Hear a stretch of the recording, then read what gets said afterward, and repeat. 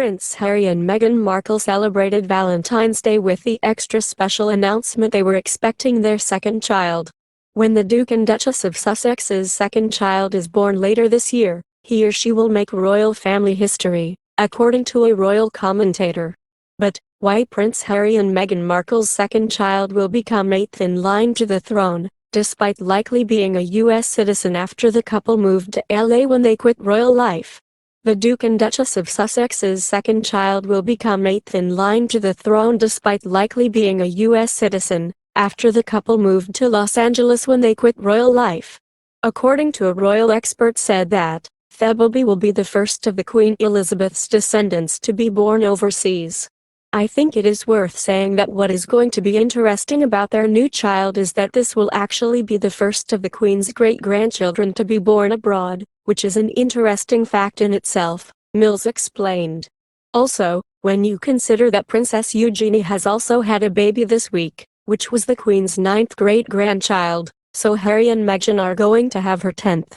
Baby Sussex will either be the Queen and the Duke of Edinburgh's 10th or 11th great-grandchild depending on whether he or she is born before or after Zara Tindall's baby. Of the Queen's current 9 great-grandchildren, none have ever been born overseas.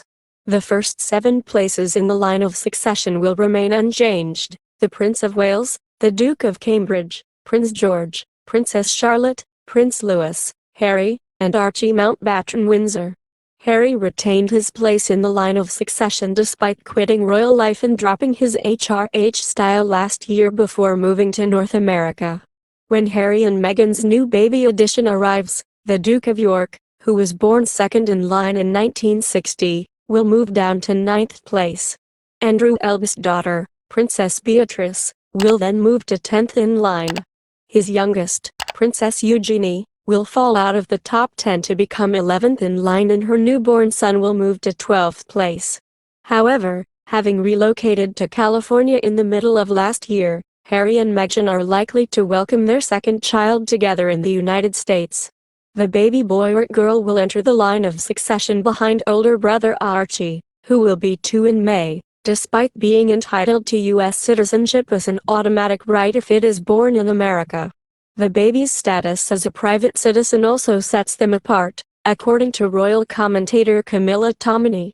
This birth of this second child is going to be unique, really, in that it's going to be a child born very high up in the royal pecking order and yet treated as a private citizen, Tominey told Today. Meanwhile, Kate Middleton gave birth to all 3 of her and Prince William's children at the Lindo wing of St. Mary's Hospital in London. Zara Tindall also gave birth to daughters Maya and Lena at St. Mary's Hospital, but her brother Peter Phillips and wife Wadham welcomed daughters Ella and Savannah in Gloucestershire Royal Hospital. Meghan's first child Archie Mountbatten-Windsor was born in Portland Hospital in London, where Princess Eugenie welcomed her new son last week.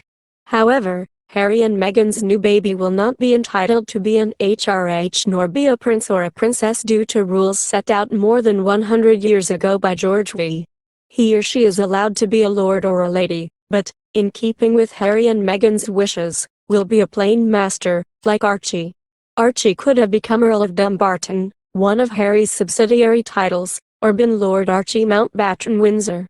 But Meghan and Harry broke with royal convention by making a personal decision not to use a title, thought to be inspired by Harry's wish to have been a normal child, rather than a prince, as he grew up. However, like Archie, Meghan and Harry's second baby be entitled to be an HRH and a prince, or princess, when the Prince of Wales accedes to the throne. Prince Harry and Meghan Markle's first interview with Oprah Winfrey on CBS will raise fears. Bombshell at the Buckingham Palace. Prince Harry and Meghan Markle set to tell all to Oprah in wide-ranging and intimate primetime TV interview that will cover everything from their royal exit to marriage and pregnancy.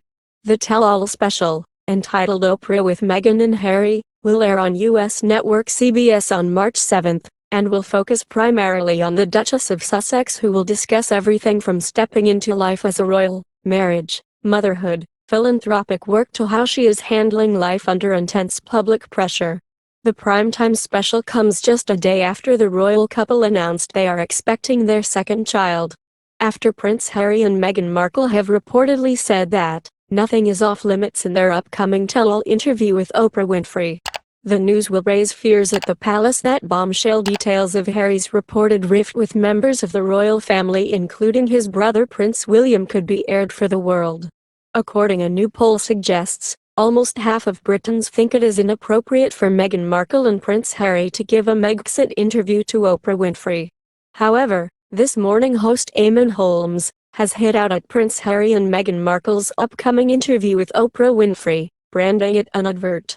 Eamon Holmes gave his opinion that Harry and Meghan will be making an appearance with Oprah in a move which is said to have blindsided Buckingham Palace.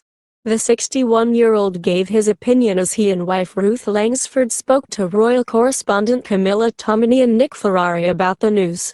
Harry and Meghan will be making an appearance with America's chat show Queen in a move which is said to have blindsided Buckingham Palace. Oprah Winfrey, as she sits down with Prince Harry and Meghan, the Duke and Duchess of Sussex, for an intimate conversation for an exclusive primetime special, the press release states.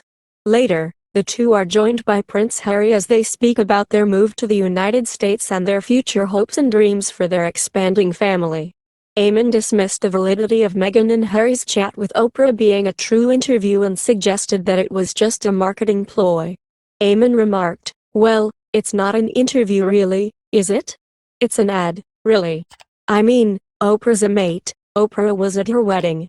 Meghan's mum stayed with Oprah at her home as a house guest. So it's not an interview as such, Camilla." Today, Buckingham Palace officials reportedly only found out about Meghan Markle and Prince Harry's Oprah Winfrey interview on Twitter.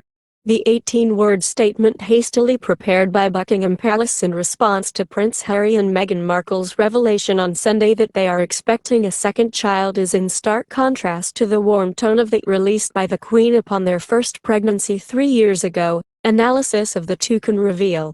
The first announcement in October 2018 featured a 95-word statement from Kensington Palace on behalf of the couple, the Queen, Prince Philip, Charles, Camilla, William, Kate and Meghan's mother Doria Ragland. This time, the Duke and Duchess of Sussex chose to put out a statement themselves on Sunday night, in keeping with their decision to move away from their traditional roles within the royal family after stepping down last year. The Duke and Duchess of Sussex's chat with the talk show veteran will air on March 7 in the US and was revealed after the couple announced they are expecting another child. Thank you for watching videos. Please support growing channel by subscribe channel, like and share videos. Your support is the motivation for us to produce better videos.